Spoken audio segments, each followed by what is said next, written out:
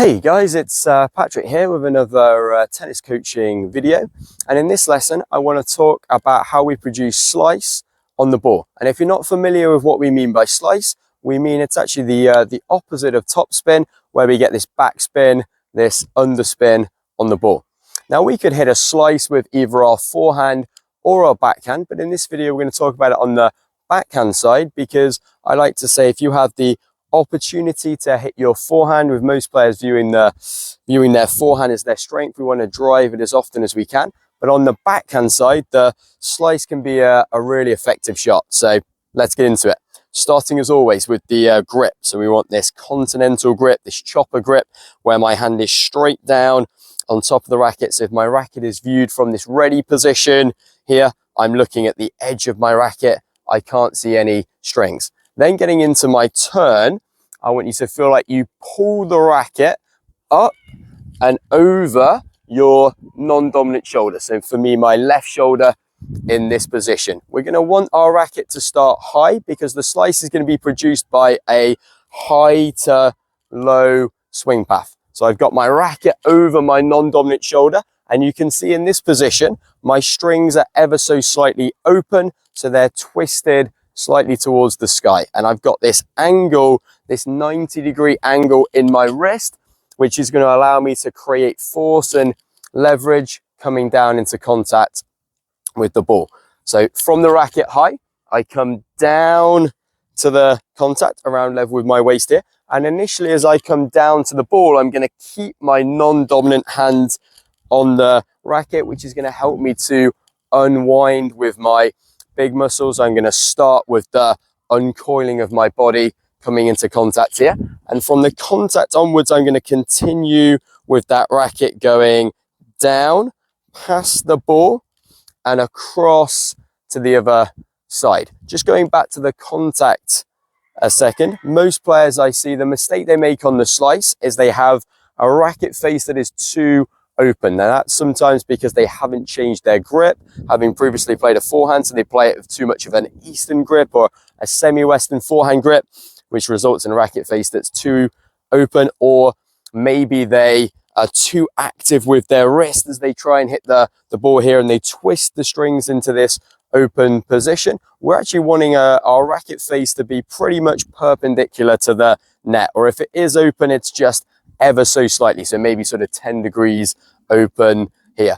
If I have the racket too open, the ball's just going to pop up too high. It's actually going to have too much spin on the ball. It's going to stop short, it's going to sit up, and it's going to allow my opponent to attack. The spin isn't going to be created by me trying to open the racket face through the ball. Like I said, it's going to be created simply with a contradiction in where my racket's facing. So my racket's facing more forwards, but the path of the racket is moving downwards past the ball. And the shape of the swing, I like to talk about it as like a U shape. So I start high, I come down to the point of contact, my racket keeps moving down past the ball until it actually starts to come back up on the other side. So I finish sort of more sort of level with my sort of shoulder height on my right side with my strings in this open position. So a U shape coming under on the underside of the ball to produce this backspin. So you might be thinking, well, when do we use the slice? Well, the first instance would be if I'm in an extreme defensive position. So the slice really comes into its own playing from uncomfortable contact points. So if I've got a ball that I'm scrambling for and it gets particularly low, it might be difficult for me to get underneath the ball with topspin in this case, but I can have a slightly open racket face and I can scoop underneath the ball and play the slice. Or maybe I'm particularly reaching for the ball. If I usually use, say, two hands to drive my backhand, well, this one-handed slice is going to give me a little bit more reach. It's going to allow me to play from a contact point that's further away. What about if I wanted to maybe keep the ball a little bit lower on the other side? Topspin's going to get the ball to bounce a little bit higher, but that slice is going to really stay low on the other side. So I've got a player that's a little bit taller, or they're not as comfortable getting down for the low ball. Slice might be a good shot to play in that case.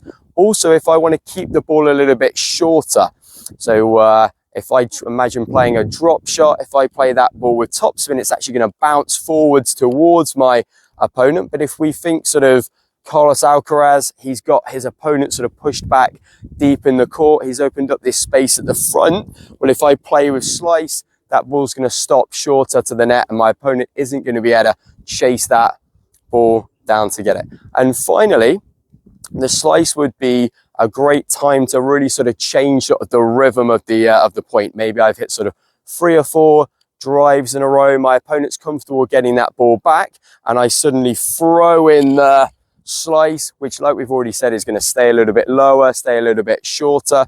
That might be enough to really sort of take my opponent out of the rhythm of the point, and I can do some damage with the shot in that case. Right, guys, that's it for me today. Hope this video's helped. If it has, if you could please subscribe to the channel for plenty more videos like this to come, and share it around to anybody else that you that might find this this video useful, or maybe your doubles partner. Give the video a like, and that'd be really appreciated. And get into the comments as well. Any questions that you have around this shot, or any other shot that you'd like me to cover, I'll do my best to answer in the comments. All right, okay. Until the next one. Cheers, guys. Bye.